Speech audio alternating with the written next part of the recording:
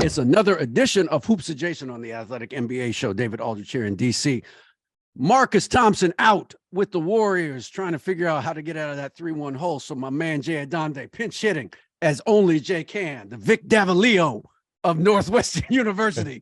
Thank you for jumping in here. Huh? Manny I'm Motor. a Dodger guy, so Manny Motor is my guy when it comes to pitching. And Jay, we had to have somebody that knew what the hell they were talking about when it comes to playoffs. My guy, I saw him at Salt, and somehow you were in Utah during All-Star Weekend and got out alive. My man, Vernon Maxwell. What's up, Max? Hey, what's going on, guys? Thanks for having me, man. Man, I was going to ask you. I didn't get a chance to ask you, man. When they because you were doing stuff with the Retired Players Association, you came back in and was with all the other guys. But man, you knew it was in Salt Lake. Were you feeling some kind of way before getting on that plane? Before I got there, I thought, man, y'all got to have some damn security out there. And, because I've been getting death threats and all kind of shit. So, right. But they was like, nah, Vern, you all right. We're going to be in the team's in the players, guys' hotel. Yeah. We have security there. You'll be fine. So don't worry about it. So, yeah. But I felt protected once they told me that. And then I had guys around me too. So like I was good. Okay, all right. We're taking no chances. That's a smart thing. Man, we wanted you on, man, because we wanted to talk to you. You know what guys are going through this time of year when you get deep into the playoffs. You were on those Rockets teams in 93, 94, and 95, and you know what the pressure's like. And I that's what I fail to like get across to people. Is the pressure that the guys feel because, this is what you work all your life for, is to be on this stage, right? And so now you're on the stage and you feel confident, but you're playing another good team too, and I just wonder what it's like going through that when you're at the pinnacle of your profession, but you still got to perform, or otherwise you could get clowned if you play badly in the playoffs. Yeah. Well, I mean, it's what you play the game for, to get to this point in the game, and you want to be on the biggest stage. And it is, a lot of pressure game in and game out. I mean, but this is what we program ourselves to do. So, I mean, I feel like, you can tell the difference when you walk in the arena, Yeah.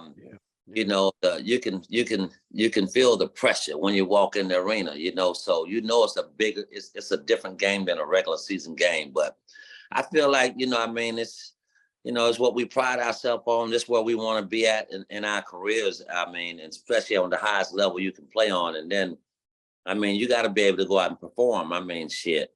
I love it. This is the time of the year I want to play in, because every game count. Vernon, I think back to the 94 finals. I covered that series, and Akeem Olajuwon and Patrick Ewing kind of canceled each other out. Like you knew what you were going to get from those guys.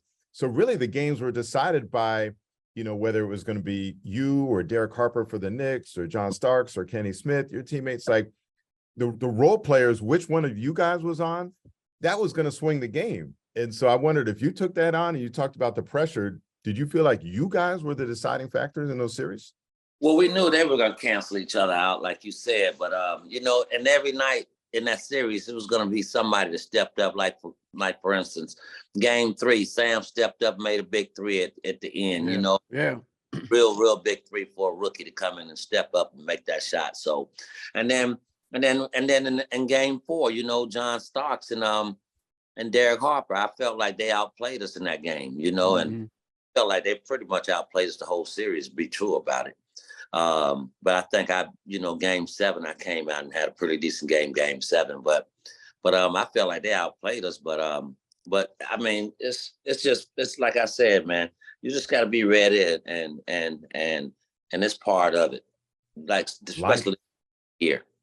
I was gonna say Lonnie Walker was ready in game 4 for the Lakers. You know what I'm saying? Like, it's not going to be, we know Bron, we know Davis, and we know, those guys on, Steph, and unfortunately Clay didn't play well last night. He had not a good, a bad shooting night, but I mean, but Draymond played well. I mean, but I'm just saying, you know, it's going to be somebody else to step up besides those guys. You know, Bron and Steph, they're canceling each other out. But it's somebody that come off that bench, man, and come in there and give the team that lift. And that's what Lonnie Walker did, man. But that's the kind of player he is. He plays with no conscience, you know what I mean? So that's the way you got to be like this time of the year.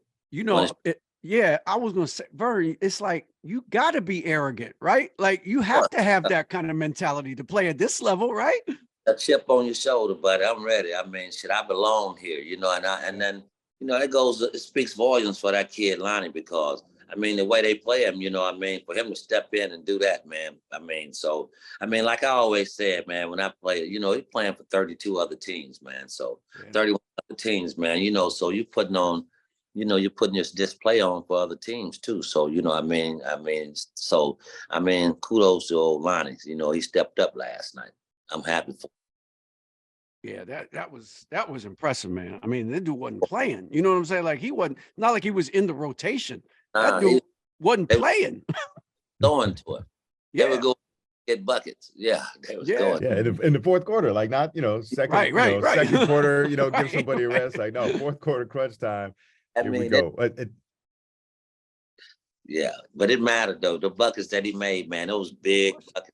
Because I mean, it wasn't like they were going back and forth there, and so he was. I mean, that was big for him, man. I mean, old Florida boy with no conscience, man.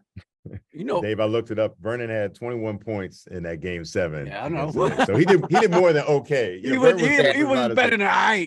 Right. Third leading scorer in the game. You know what I'm saying? Like game 7, my man Starks was 3 for 18. Yeah, man. Unfortunately, I'm glad he shot bad that damn day. I'm glad. We're sitting there going, Rouse, why'd you get Ro Blackman, man? I'm glad he kept John in there, man. Good God. Damn. Yeah. Today's show is brought to you by our friends at First Leaf. Head over to tryfirstleaf.com/NBA show and save 50% on your first 6 bottles. I love this time of year. When the weather's getting warmer and I get to see my friends and family more often, whether we're going to meet up for a birthday party or a barbecue, or we're just hanging out, I always want to have some great wine that I can share, and that's why I love First Leaf. As America's most personalized wine company, First Leaf just has completely taken the guesswork out of my wine selection.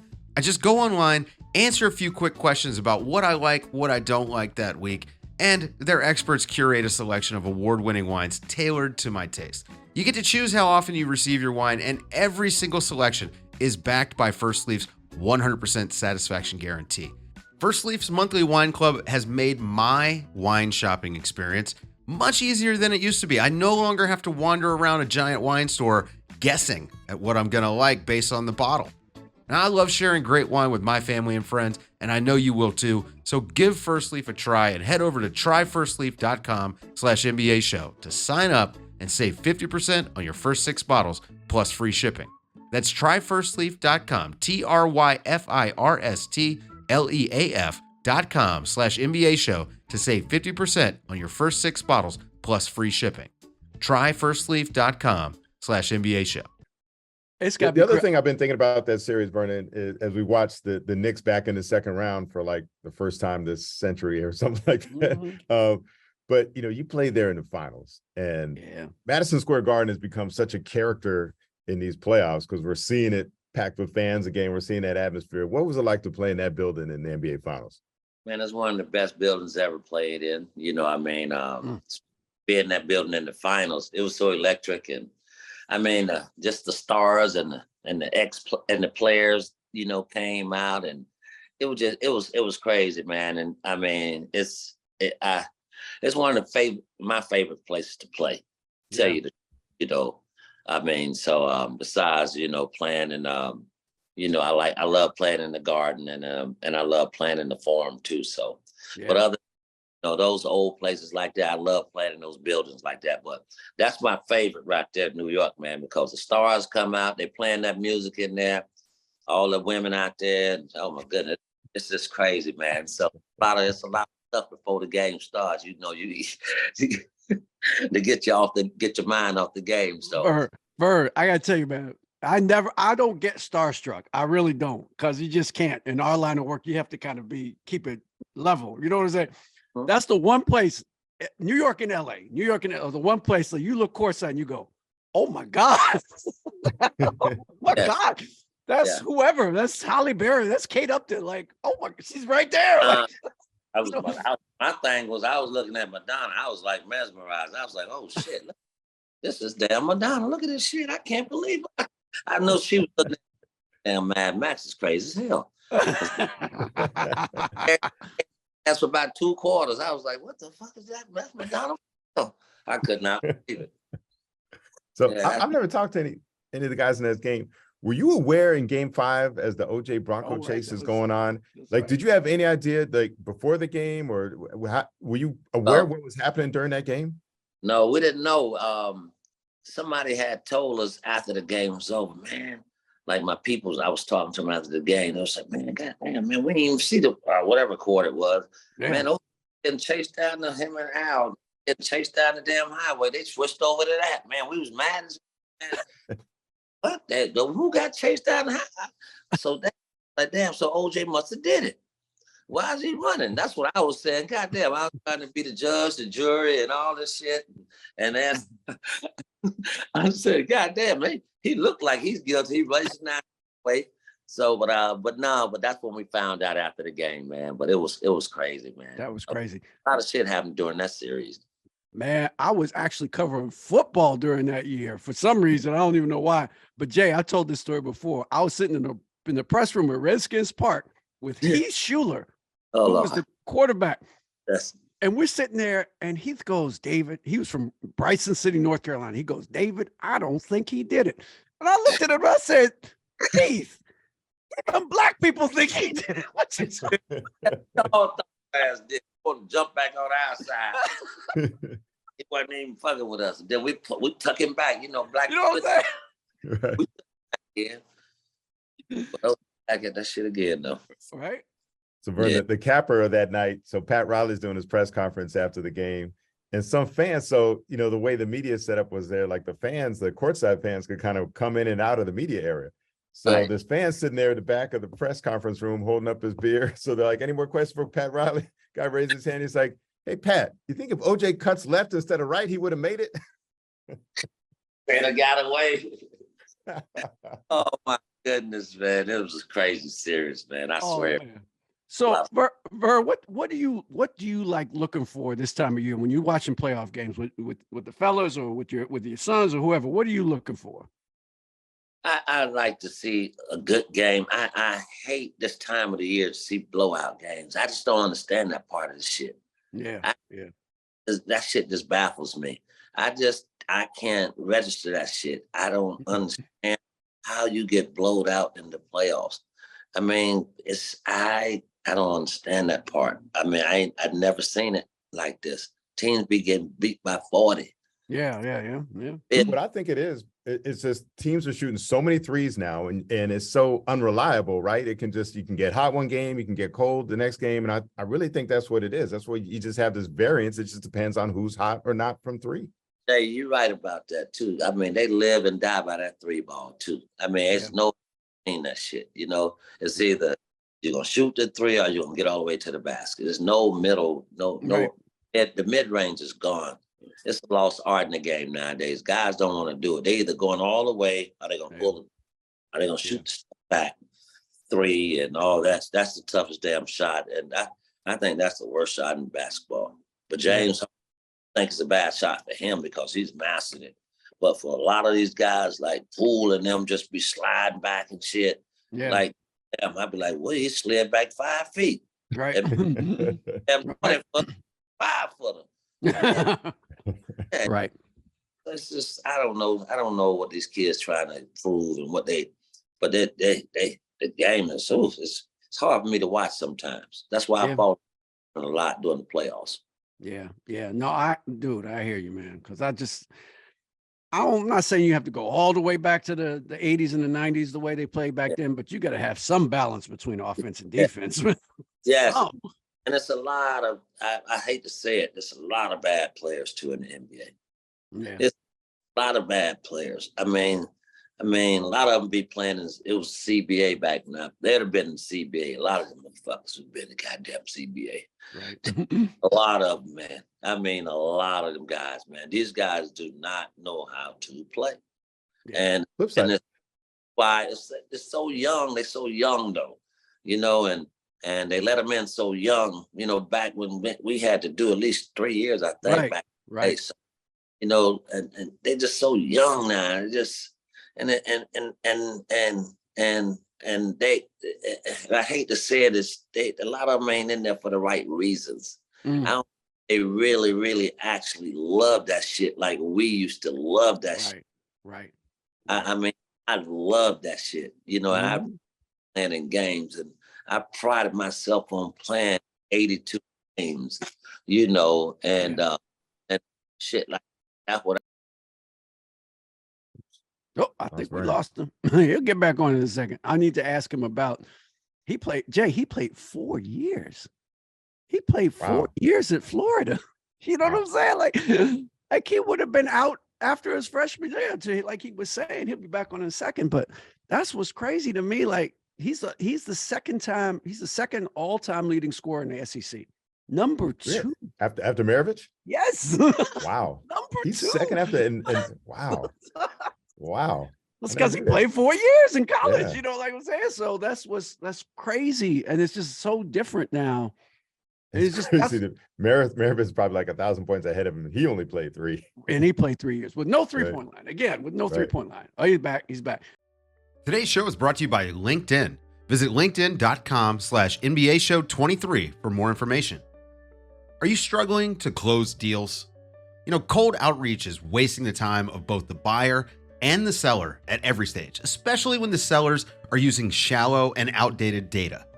Your organization can overcome these challenges with technology that translates comprehensive, high-quality buyer data into real-time insights. These deeper insights empower sales reps and teams to adopt the habits of top performers, which leads to better outcomes, like more pipeline, higher win rates, and larger deals. We call this deep sales, and we've built the first deep sales platform with the next generation of LinkedIn Sales Navigator. Right now, you can try LinkedIn Sales Navigator and get a 60-day free trial at linkedin.com/NBA show 23. That is linkedin.com/NBA show 23 for a 60-day free trial. Let LinkedIn Sales Navigator help you sell like a superstar today. Just go to linkedin.com/NBA show 23 and get started. Yo, man, we were just talking about you're the number 2 all-time leading scorer in the SEC. Yeah, I'm sorry about that. No, that's all good. But you played 4 years at Florida. Yeah. There's no way in hell you would have played 4 years in Florida now, right? I mean, you would have come out after your freshman year. I'd have been one and done. Yeah. Easily. Yeah. I mean, and I think that's what it gave, and it doesn't messed up the, you know, a lot of these guys, you know, go and be one and done. They're not even, they don't be ready. Yeah. And then when they get there, they have to teach them how to play and teach them the NBA way. Right. And like when we came in, you know, I was older when I got there. I was 22 years old, going on 20, and I was grown. Yeah. You know, I was ready and I was seasoned. I understood the game and so, but I just think they're just so young now when they let them in there now, man. They just know they're gonna be one and done, and it's just I just think they need to make them work more harder to get there, not be so accessible, so easy like it is. It's easy now to make it to the NBA. If they quote unquote say you one of those guys, you gotta really do. You just gotta stay out harm's way, and then you're gonna go high. Like, you know what I mean? They in these guys all like Lil Bronny. They positioned him to go in the top 10 picks. You know, all, you know what I mean? But and not knowing how it might be high. But I'm just saying, it's just that's all I'm saying. It's just different. Yeah. One guy looks like he knows what he's doing is Devin Booker. You watch this guy this last weekend. What do you see when you're watching Devin Booker play in these playoffs? Man, he locked in, killer. Like Stephen A. call him the bright skinned Mamba. Right. Yeah, he's a killer, man. I mean, unstoppable right now. I mean, doing anything he wants to do. The leader, best playing better than anybody besides Joker in the playoffs. So Yeah. those numbers the Joker's putting up, the shit is all. I mean, who does this shit, man? Come on now. I mean, this is crazy, man. But Booker shooting the percentages that he's shooting, man, and doing the things he's doing out there, man, he's locked in. He can't miss. I mean, it's amazing. Yeah. What, Vern, I always wonder when you get on a heater, what that feels like, man. Oh man, it's like throwing it in the ocean. Anywhere you throw it up there, it's gonna go in. Like you're throwing the ball in the ocean, Yeah. and you can't miss that ocean. Now you're throwing a ball out, just throwing the ball out. So that's how it's just wide open and big like that. Yeah, that's how it feels. Like you're just throwing it in the ocean. Every time you throw it, it's gonna go in. Yeah. What was the first one you got on in the pros as a pro? I don't know. Probably, damn. Probably when I was when I caught on at 50 and 90, I forget what 91 I think it was when I hit the 51 in the fourth quarter. Right. Yeah, that's when I felt like I was in that groove then. So that's when I got to going. Yeah. Yeah. Were you calling for guys? Were you? It seemed like in the 90s they weren't running as much, run that pick and roll to try to get the switch to isolate on somebody. No. You guys weren't doing that, right? They were just running me off single doubles. We used to do that. Come off a single or a double, a stagnant screen or something like that. Then go from there. If they follow them chasing you, you just keep turning the corner.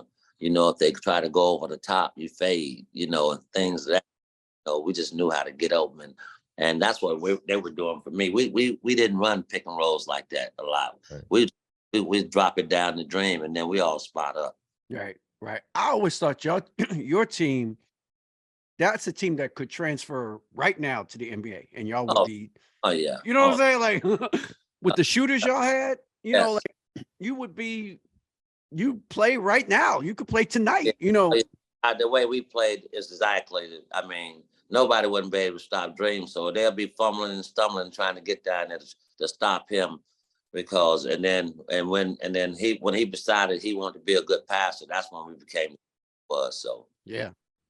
And that was a process, right? That didn't happen right away.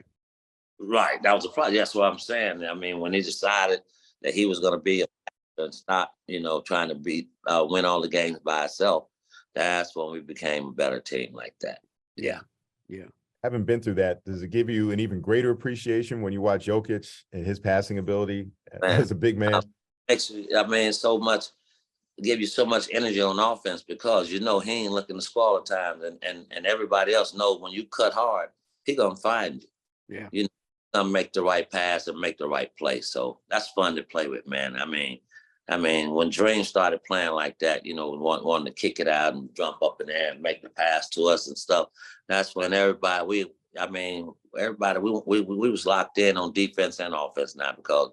It can be anybody game that night, so it's a blessing to play with a big guy like that, like willing to pass and can and want to pass but score too and rebound.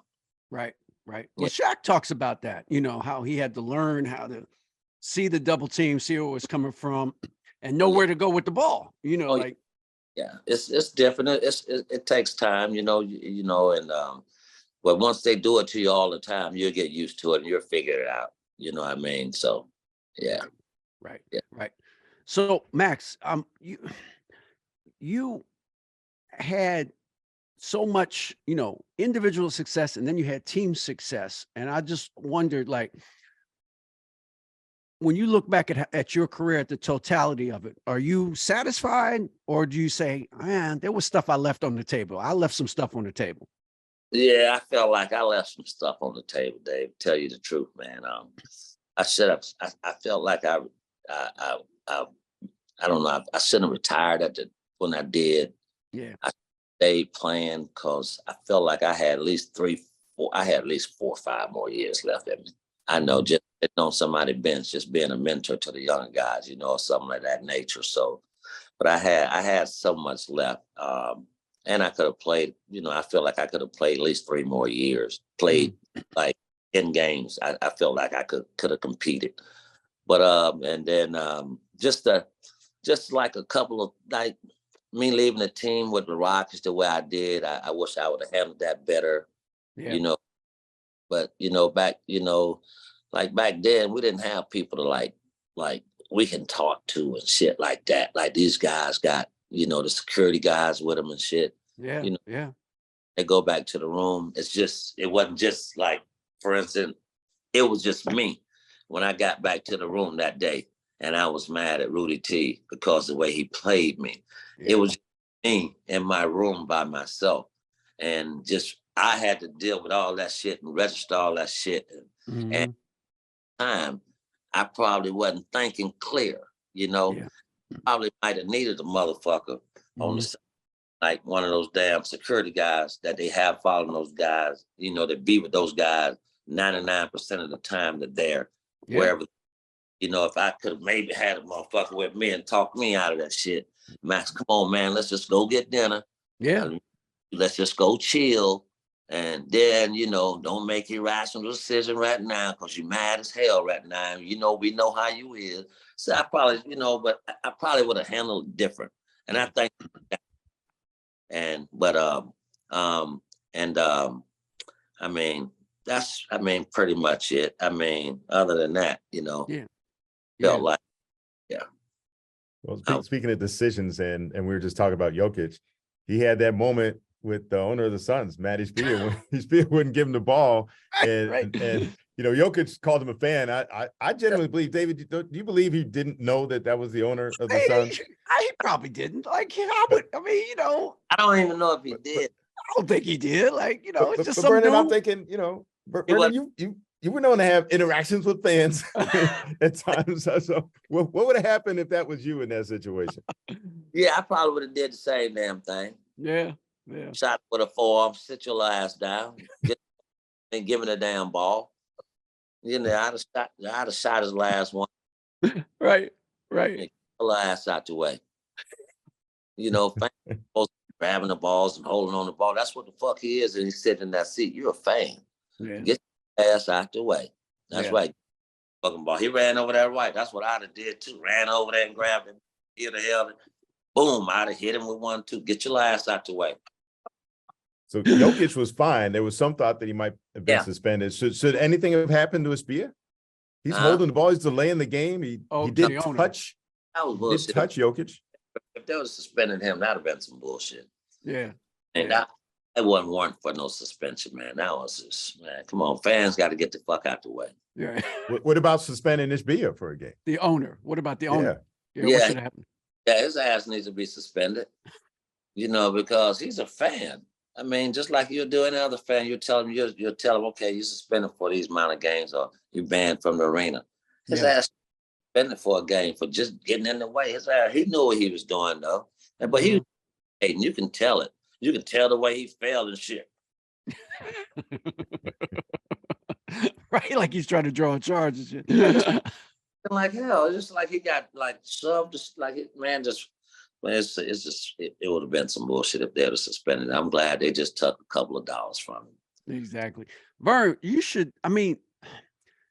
Dude, you should be talking to these young guys, man. This is right up your alley. Like these guys. There's so much about mental health now in the NBA, and rightly so. It's high profiles, a lot of money. No, that's why I got a foundation about mental health. That's what I talk about all the time. Okay. Yeah, that's one of my big things I like to talk about. Right. So, but yeah, I talk to the league about it, and I want, when there's guys, when they be telling us guys come to orientation and shit, I told them to let me come in and speak and let these motherfuckers know how it's gonna be. Exactly. Tell them the highs and the lows of the shit. Because nobody knows it better than you. Right. There you go. Right. Mm-hmm. What more could these teams be doing on that front to look after the mental well-being of their players? Well, they have to really talk about it, not be scared to have these motherfuckers sit down and listen to somebody talk about this shit. Because I think these kids, you know, when you get to like me, when I was playing the NBA, shit, I know I was mental health motherfucker. You know, I knew I had. Now that I know what you know, kind of parameters that it is, you know, what it's about, and I was like, shit, that was me. Yeah, yeah. You sit back and think. So, and I was, you know, I was too macho to even try to, like I tell people all the time, I was too like worried about fucking what my peers and shit would have thought about me and shit if I would have went and said I was in, you know, like I ain't want no motherfucker about to think I was crazy. Motherfuckers already thought that.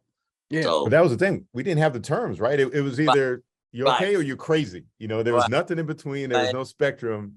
No, there's no middle. So, and so that's where I just feel like, yeah, you gotta be able to talk about it, and you have to make these motherfuckers sit down and listen to somebody talk about it. Right. And I mean, because I mean, it's a lot of those motherfuckers. It has, and sometimes it could be with the way you was brought up too. Sure. You know, motherfuckers just don't know. You don't think you don't think it's on you, but I mean, it affects you in so many ways. You just don't understand. And then, I mean, so like I tell people, when you see these guys standing on the corner and shit, and they might be sitting up there just talking to the damn self, that's a mental health patient, man. There's Yeah. something. And I mean, there's something wrong with that. Motherfucker standing on the corner with the shirt on. Yeah. You know, something wrong with that, man. Yeah. So, I mean, ain't nothing to laugh at. You know, Yeah. if you No want to doubt. try to help a motherfucker. Right. So Vernon, let me get you out on this, man. When you got a kid in college, you got a kid in high school, they both hoop, you know, like, and when you talk to them, how do you separate pops talking to your kids from Vernon Maxwell, the former NBA player, talking to your kids? Because they both have value and worth to your children, right? Like, ain't nobody can tell your kids about the NBA better than you. You know what I mean? Like, you know what I'm saying? So, but you're still their dad too, you know. So how do you kind of separate those two, or do you combine them? I don't know. Well, I mean, when we talk about ball when we playing when they're at practice or when they, you know, but when they're off the court, I don't really bother them about it. Really, I just, you know, try to make sure, you know, I mean, they're way better than I was. You know, there's some good young men. You know, I can trust and believe they're gonna stay out of trouble. Right. I didn't know all this other shit and that they don't drink and all this old crazy shit like I was doing, and they don't hang out. And you know, one of them I'm a grandfather, so my oldest one at Georgia Tech. Well, he's in the portal. He's not at Georgia Tech now. Probably gonna end University of Hampton. Oh wow. Okay. Yeah. But I separate the two. When we playing ball, I talk ball, and when I feel like the need to talk about ball after a game or something, I tell them something, you know, little stuff I saw, whatever. But Right. I just make sure they competing hard and playing hard. But as far as life, everyday life, I just tell them as, you know, black men, it's gonna be hard out here. You got to make sure you get yourself you're lined up right where you can be a successful black man. Because if you don't, boy, it's gonna be hard out here. Nobody ain't gonna be taking care of you. So you got to be able where you can take care of yourself. Right. And that's the main thing. I just tell them before I leave off this earth, I just want to make sure all my kids are in line. They got their lives together, and everybody's gonna be okay. And then I can rest at peace then. So that's. Yeah. Well, man, look, I know you still talk a little shit though when you play a little pickup. Ass out, they out there playing like some little girls. You know, I'm a cuss ass out now. You know, so you know, sometimes you have to light a fire up under these motherfuckers. Right. You know, yeah. I'm sure he still got some buckets for him too if you're playing in the backyard. Oh yeah, I got them. Give them. I can't. Probably about one or two. That's about it. That's it. But the inside's broke down. That age undefeated, isn't it? Yeah, I'm trying to tell you. Right, be 58 this year, man. So yeah. Damn, bro, we're the same age. That doesn't even seem possible. Like, damn. Damn, here, man. Yes, sir. Where did the time go, Vern? Goddamn, I was telling my son the other day and my kids, I was talking about 3 of them on the call. And I was like, oh man, y'all just think in 30 years, your daddy gonna be 88. Goddamn now, how much longer? Goddamn now. I hope I'm saying, I'm just telling them, but damn, I mean, I'm on the shorter side of this damn numbers now than I was, and I was like, just saying that. Oh my goodness, 10 years ago, I was like, oh Lord, I got a little longer to go. But now, Yeah. like, oh, it's just getting scary. Right. It's getting real now. Yes, Oh man. Well, look, Vern, man, appreciate you coming on, man. The Maxed Out Podcast. Check it out. Vernon Maxwell 11 on Twitter is hilarious. He'll be clowning guys on Twitter. It's fantastic. Bro, it's been great. And he survived Utah. He made it out. And he Salt Lake survived City. Utah. Still with us. y'all. I always looked up to y'all guys. That was good to me, man, when I was out there, man. Man, So come on. You were Oh. good people, man. We all, You were everybody, great to us and gave us everybody in plenty our of material, profession too. loved you, man. You played and you talked. So that's what we need. Yeah. So man, look, y'all leave that 5-star review on Apple, on Spotify, Google Play, wherever you get this fine American podcast. And Marcus, like Marcus would say, if you can't leave us 5 stars, keep it to yourselves, you haters.